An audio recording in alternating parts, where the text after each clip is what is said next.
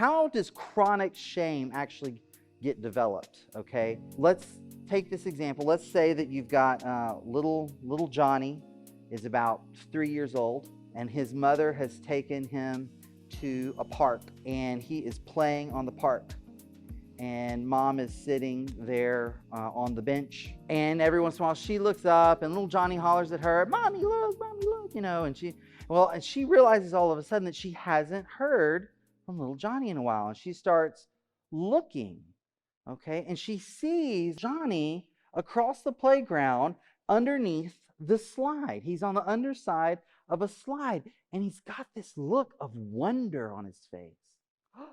And she notices that he starts to reach up for something to touch the slide on the underside of the slide. Now, he is in a state of wonder and thrill and excitement and discovery and curiosity because what he sees is a piece of gum. And he's had gum before. And it tastes really good.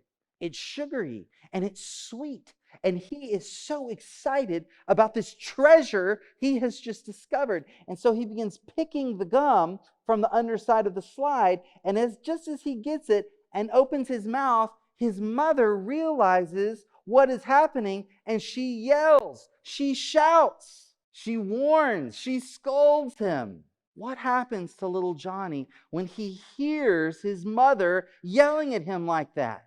Well, he goes from that state of wonder and excitement to fear. So his affect shoots up into fight or flight state, right?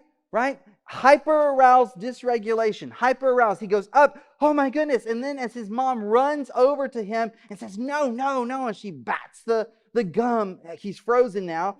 She bats the gum out of his hands, and he's got a look of disgust on her face. Mom has just taken his treasure, yelled at him, knocked it out of her hand. She's looking at him with disgust, and now he crashes into hypo-aroused dysregulation.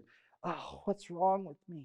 That I've done something that Mama would come and approach me like this and treat me like this. So down he goes. What does the mom then do? Well, now mom says, oh, she mirrors it. He's collapsed. She goes, oh, she mirrors him. I'm so sorry I scared you. It wasn't you. It was that gum. That's nasty. Someone else chewed that gum. Who knows how long it's been out here? That we don't need. If you want candy or you want gum, come and ask me. Don't take candy from the underneath of a slide. That could hurt you. And I love you. I'm so sorry I hurt your feelings and scared you. I didn't mean to do that. That's not what I meant to do at all. And she repairs that rupture, connection and safety and belonging. And so now his collapsed nervous system, she brings him back up out of that hypoarousal into regulation and says, okay, you keep playing. Just don't eat any gum you find anywhere, okay? The nervous system of infants and children, toddlers, even up into middle adulthood, they're not able to regulate their own affect. A week later, little Johnny is in the kitchen, and he's about to reach up on the stove where there's a boiling pot, a pot of boiling water, and mom does what? No! Same thing. And then she runs over and she says, baby, that could hurt you. It's not you. You just don't want to do that. I love you. I don't want you to get hurt. Come on, go play over there. Stay away from the stove, okay? Lifts him out.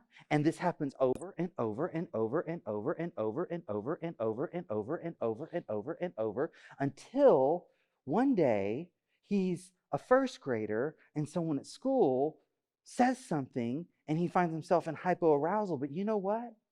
It's okay. I'm okay. It's not me. It's that thing I almost did. Or it's not me. It's that thing I said. It's not me. It's that person over there. What happens though in our scenario with the gum on the underside of the slide, if mom yells, no, so that Johnny doesn't put it in his mouth, but she doesn't then complete the work of the repair, he's left in that state of hypo-aroused dysregulation, which is experienced as shame.